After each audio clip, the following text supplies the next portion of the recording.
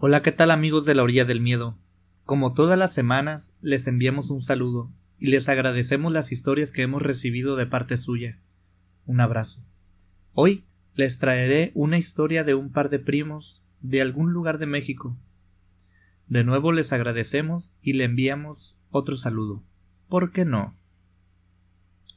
Iniciamos. La orilla del miedo, donde tus historias hayan vida.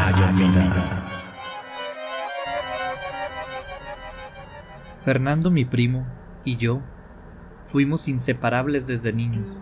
A donde fuera que íbamos juntos.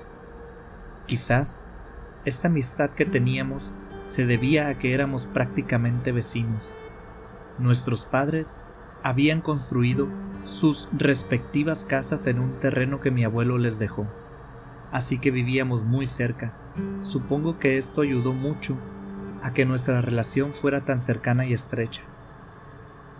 Imaginen la felicidad que era para nosotros despertar y que nuestro mejor amigo estuviera a tiro de piedra. Ni siquiera teníamos que atravesar una calle para encontrarnos o salir del terreno. Vivíamos justo al lado del otro. Éramos casi de la misma edad. Fernando era poco mayor que yo, solo un año, casi nada. Y con los años, esa diferencia se hizo aún menor. Íbamos a las mismas fiestas, íbamos a la misma escuela. Los amigos casi eran los mismos. Los dos fuimos hijos únicos, así que con este escenario, la cercanía que teníamos generó aquella hermosa amistad que nació entre nosotros. Terminamos la prepa al mismo tiempo. Fernando repitió el último año de preparatoria por alguna cuestión que no es importante y no me toca a mí mencionar. Solo les diré que tuvo que ver con mujeres. Fue una época alocada, pero nos habíamos alcanzado en nuestra carrera escolar. Decidimos tomarnos un año libre para juntar dinero y pagar nuestra universidad. De hecho, desde chicos habíamos hecho planes de ir a la universidad juntos, y él estudiaría administración y yo economía. Así tendríamos un negocio prolífico y bien atendido, fuerte y bien liderado por nosotros dos, o por lo menos ese era el plan. Pero espero recuerden que ya les comenté antes que mis padres y los de Fernando vivían en un terreno que les dejó mi abuelo. Quizás no lo mencioné, pero era el terreno donde mi abuelo hizo su vida antes de partir. Esta situación delata, por supuesto, que nuestros padres no tenían mucho dinero y con mucho esfuerzo nos habían llevado a nosotros dos hasta el término de la preparatoria. Como Fernando y yo ya nos considerábamos grandes y adultos, decidimos ayudarles ahora nosotros a devolver un poquito de tanto que nos habían dado. En ese año de descanso íbamos a trabajar para ellos. El camino, se supondría, era emprender un negocio y empezar a ahorrar para nuestra universidad. Nos sentamos muy seriamente en una mesa, lápiz y papel en mano. Sacamos cuentas de colegiaturas, útiles, comida, renta, todo, autobuses. Hasta hicimos algunos cálculos de la inflación para saber cuánto debíamos de juntar para poder dedicarnos exclusivamente a la escuela y no tener problemas económicos mientras estudiábamos. Llegamos a una cantidad que era nuestro total, nuestra meta. Teníamos las ganas y lo más importante, nos apoyábamos mutuamente. Lo más probable era que los cálculos hayan estado muy mal, pero eran muy bien intencionados. Así que tomamos un poco de dinero que habíamos guardado y compramos unas botellas de agua. Nos fuimos a venderlas a los semáforos. Le sacamos casi el doble de lo invertido. Recuerdo que la noche que nos juntamos a contar el dinero, al día siguiente pasamos por todas las casas de la colonia e hicimos una lista. Fuimos a hacer los mandados de algunos vecinos. Otro día nos fuimos a lavar carros y así fuimos trabajando día a día, ahorrando centavo tras centavo, trabajando sábados y domingos, desde que amanecía hasta que anochecía. Y les diré algo, nunca nos fue mal, siempre la suerte estuvo de nuestro lado. Estábamos juntando dinero y aunque no nos alcanzaba ni de cerca para nuestras carreras o considerarnos ricos, estábamos siempre en números verdes, nunca nos fue mal con una inversión. Así pasó el tiempo, se nos ocurría algo y lo hacíamos. Creo que lo trabajamos con tan buena intención y con tanto cariño que nunca nos fue mal. La vida nos recompensó ampliamente en nuestros planes. Estábamos muy positivos, muy inspirados, totalmente determinados. Aún recuerdo nuestro primer negocio formal. Lo platicamos mucho entre un trabajo y otro, entre una venta y otra. Planteamos diferentes opciones, pero por nuestro lugar de residencia y por quienes eran nuestros clientes potenciales, y después de un análisis de mercado, que no fue documentado ni nada que se le parezca, solo fuimos dos personas hablando de riesgos y beneficios, decidimos poner un carro de comida, un carrito de tacos para ser más específico, muy cerca de donde vivíamos, y la verdad es que nuestras madres se encargaron de atenderlo en primera instancia. Ese carrito de tacos fue todo un éxito. Tardamos mucho en recuperar la inversión, pero aunque los ingresos primero se veían muy pocos, una vez que empezaron a aumentar, no se detuvieron. De repente se empezó a ganar dinero, y desde ahí no paró. Pudimos comprar otro carro de tacos, y mi madre se fue al nuevo carro. Mi tía se quedó en el primer carro que ya estaba clientado. El segundo carro no tardó tanto en generar, e igual que el primero, siempre sus números fueron aumentando con el tiempo. Y en muy poco tiempo ya se había pagado el primer y el segundo carrito. Mi mamá y mi tía tenían su sueldo, así que además de ayudarlas con lo que ganábamos nosotros, ellas se sentían felices, se sentían útiles. No dejamos de hacer nuestras microinversiones, aquellas ventas pequeñas que nos iban dejando poco a poco dinero. Comprábamos cosas baratas y las vendíamos un poco más caras. Los carros ya estaban generando dinero propio, y de repente, no sé cómo, juntamos lo suficiente para poner una ferretería. Esa sí la atendimos nosotros desde un inicio. Fue una inversión de mucho dinero, pero la verdad, en la colonia ya nos conocían, sabían que hacíamos bien las cosas y los clientes no dudaron en brindarnos su confianza. Nos fuimos aclientando y poco a poco recuperando la inversión de aquella ferretería, hasta que tuvimos dinero suficiente para hacer una ampliación. Con el tiempo, un segundo piso, después una segunda ampliación que fungiría como almacén. Todo iba tan bien que nos tranquilizamos. Sin embargo, sucedió algo que no esperábamos, que en aquella mesa donde un día empezaron nuestros planes no habíamos previsto. La vida. La vida es incierta. La vida no siempre se comporta como tú quisieras, y aunque a veces lo deseamos desde el fondo de nuestros corazones, el tiempo no espera a nadie. Cuando por fin pudimos sentarnos a descansar un poco, aquel par de jóvenes entusiastas de 20 años, incansables y soñadores, se sintieron cansados y se tuvieron que sentar. Nos volteamos a ver con 42 años, muy exitosos laboralmente, pero sin estudios y cansados. Pero esto, al contrario de deprimirnos, nos dio risa, lo tomamos de muy buen modo. Hicimos todo aquello para poder estudiar. Nunca nos detuvimos. Queríamos tener un negocio exitoso, pero ya los teníamos. Estoy seguro de que si hubiéramos estudiado, hubiéramos tenido lo mismo en menos tiempo y con menos esfuerzo. Pero de nuevo, les repito, la vida es incierta. La vida te lleva por diferentes caminos, aunque tú no quieras.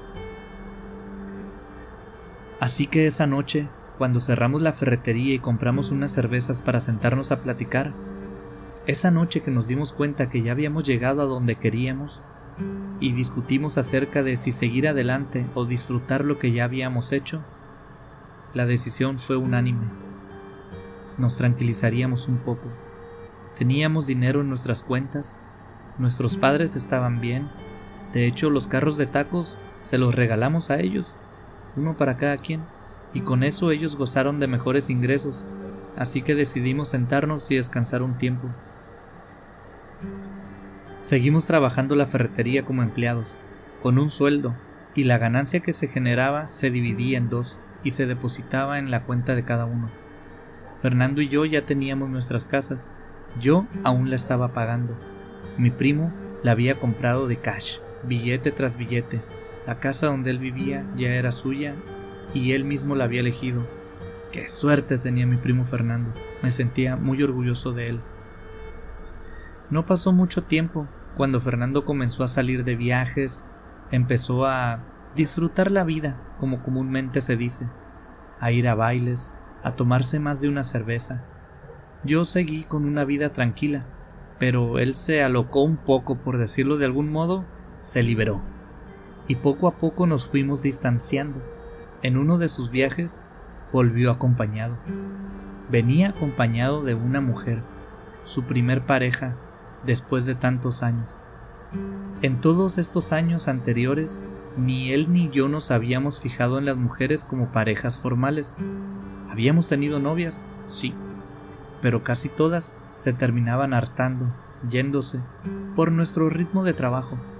No nos aguantaban, o se querían meter de más en nuestro trabajo, así que nunca tuvimos parejas formales. Cuando él llegó con esta mujer de nombre Andrea, la presentó a todos, y no puedo negarles que sentí un poco de envidia. Era una mujer delgada, alta, de una belleza natural, su pelo castaño, ojos claros, tez morena, y aunque tenía un semblante un poco altanero, supongo que estaba justificado por ser tan bonita. Me imagino que no debe ser fácil andar por ahí robando las miradas de todos y aguantando comentarios de quien sea. En la cena formal que organizó mi primo para presentarnos a Andrea, mi sorpresa fue aún mayor. Resulta que Andrea tenía 63 años y se veía tan bien cuidada, se veía muy bien conservada, casi ni una arruga en su cara, su espalda recta y con una piel de una muchacha de 20 años. Y de nuevo pensé, qué suerte tuvo mi primo. Nos dio la noticia de que ella viviría con él a partir de ese momento. Pensé que era un poco apresurado, pero solo fue el primer pensamiento. Después de allí entendí que era su vida y yo no tenía por qué meterme. Además habíamos acordado empezar a tranquilizarnos y disfrutar de lo que habíamos generado. Así que le di un abrazo a mi primo y un buen estrechón de manos a Andrea. Y a ambos les deseé lo mejor para toda su vida. Por supuesto, reiterándoles mi apoyo incondicional y total, siempre. Todo pintaba bien, pero lamentablemente no salió bien. Fernando empezó a andar de malas, empezó a llegar tarde, a descuidarse en los negocios, hasta que un día quiso tomar más de lo que le correspondía. Nunca en toda nuestra vida trabajando juntos había sucedido algo así, por lo que en cuanto me percaté, lo cuestioné, y él no lo negó. Me dijo que él merecía más. No recuerdo ni sus motivos, pero él me alegó una cosa y luego otra. Se puso muy mal, muy agresivo, a la defensiva. El hecho es que se enojó muchísimo. No sé si eran buenos motivos o no, ni siquiera los recuerdo, pero yo me imagino que ese coraje venía de la impotencia de verse sorprendido en aquella acción. Para terminar pronto con este momento tan incómodo de la narración, les diré que Fernando terminó vendiéndome su parte de la ferretería. Con el dinero que obtuvo, se fue a vivir a otra ciudad, se despidió de todos, y por mi parte, jamás mencioné el porqué de la compraventa de la ferretería, y él tampoco lo hizo, hasta donde tengo entendido. La familia despidió a mi primo y a Andrea del mismo modo que les dio la bienvenida, con sorpresa, pero con las mejores bendiciones. Supimos que se irían a vivir solos y disfrutar de 24 horas de estar juntos 7 días a la semana. Pero de nuevo nos equivocamos. No pasarían más de 2 años cuando recibí una visita en la ferretería. Como a las 2 de la tarde, entró por la puerta un hombre mayor, con su pelo totalmente cano, encorvado, en los huesos y con ropa muy maltrecha. Me acerqué para ayudarlo. Pensé que era un indigente y pareciera que en cualquier momento se fuera a caer. Caminaba tambaleante, pero mientras me acercaba lo pude notar, lo pude sentir. Era mi primo Fernando. Le acerqué una silla y una vez sentado, lo abracé. No hubo reclamos de ningún tipo, solo le pregunté si ya había comido. Me dijo que no y le ordené algo de comer. Fernando comió como si no hubiera comido en muchísimos días. Pensé que quizás lo tenían secuestrado y se acababa de liberar, Me cruzó por la cabeza también la idea de que se hubiera vuelto loco. Incluso pensé que con tanto dinero y tiempo libre había caído en el mundo de las drogas. Muchas cosas pasaron por mi cabeza, pero él aún no hablaba. Después de comer, yo seguí trabajando y él permaneció sentado en la misma silla donde terminó de comer. Y así nos llegó la hora de cerrar. Avisé a mis padres y avisé a los padres de Fernando. Lo llevé a mi casa y la historia que nos contó esa noche nos dejó los pelos de punta.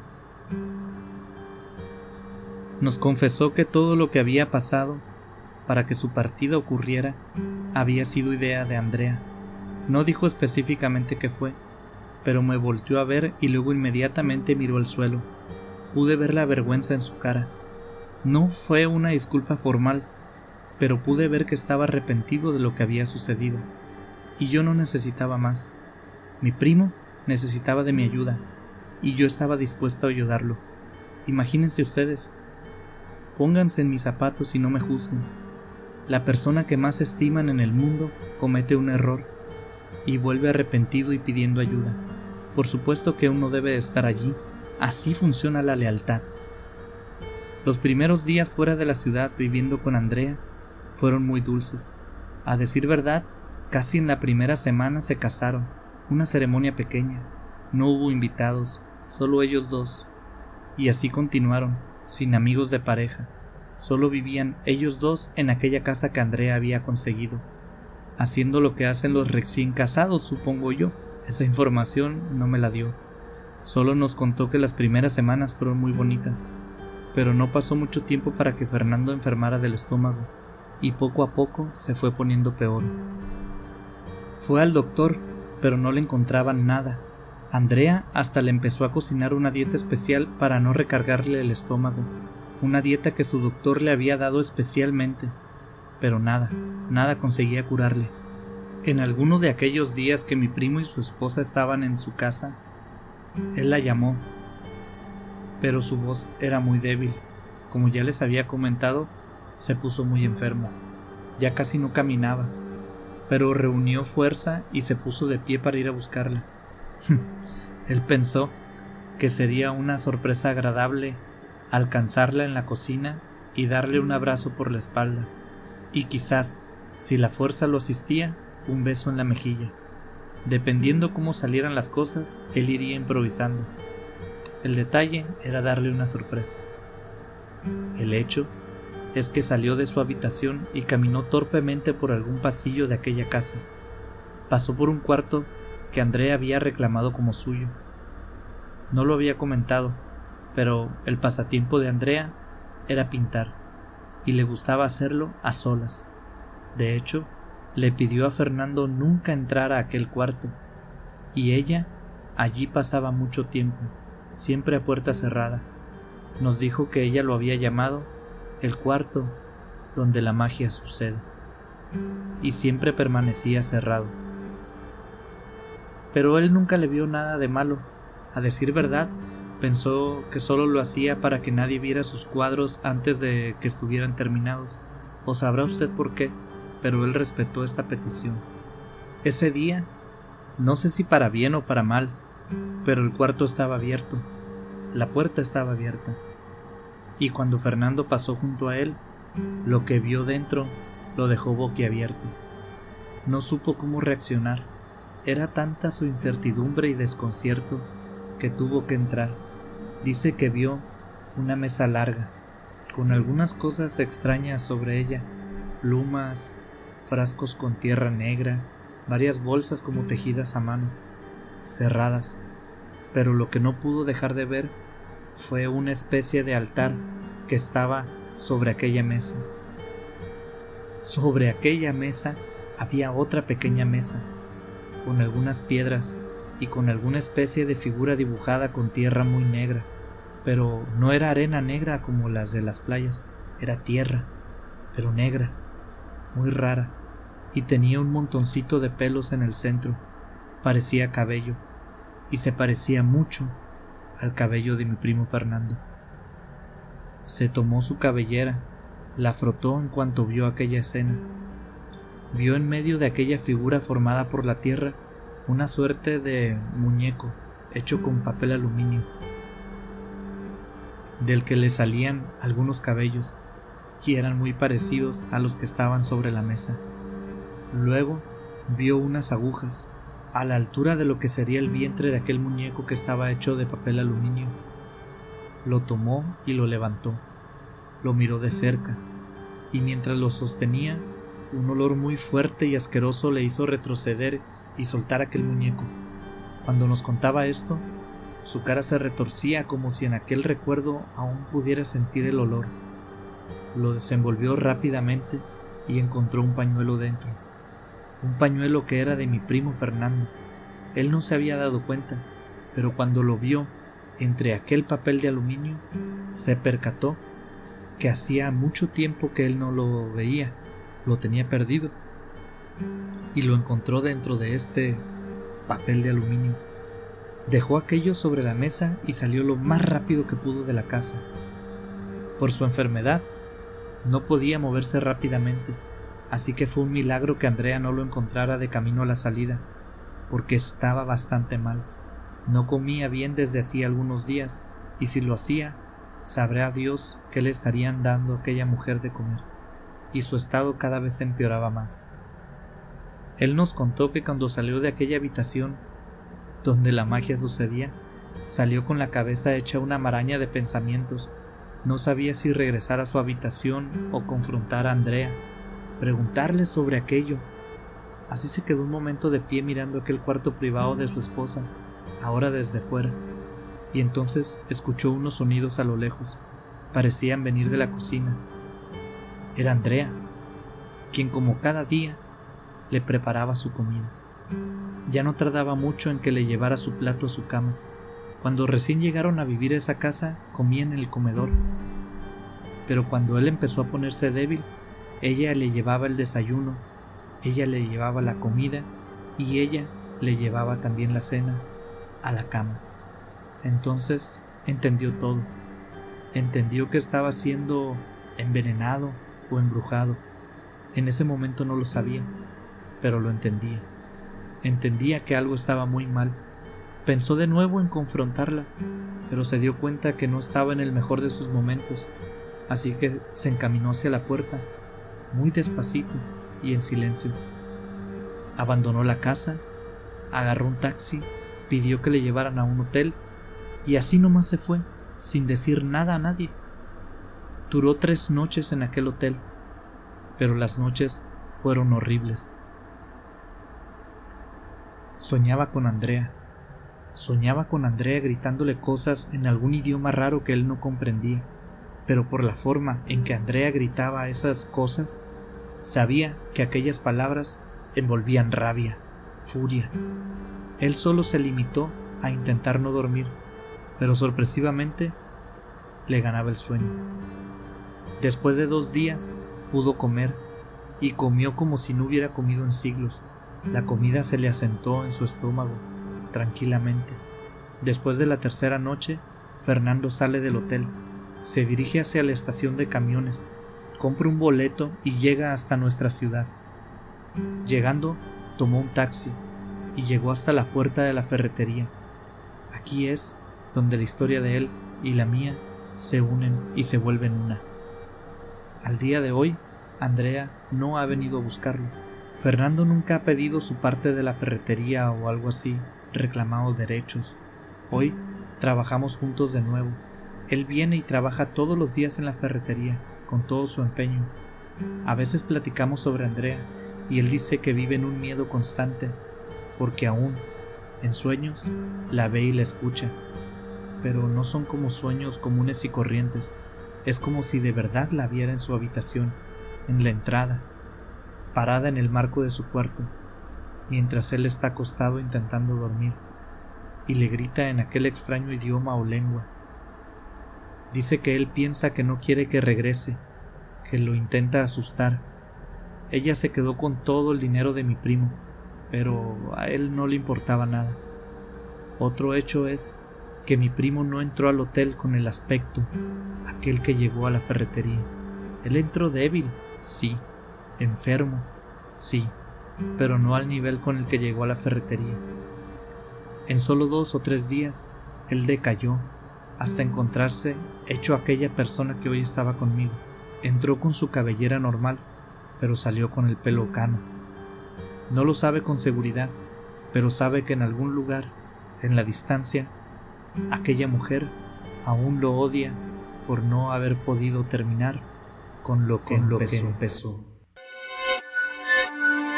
Gracias por escuchar un relato más de La Orilla del Miedo, un espacio donde tus historias cobran vida y renacen en cada emisión. Si tienes alguna historia que contarnos, mándanos un correo a laorilladelmiedo@gmail.com. También puedes buscarnos en nuestras redes sociales, en Instagram y Facebook como La Orilla del Miedo. En Twitter, encuéntranos como @orilladelmiedo. Hasta la próxima. Hasta la próxima.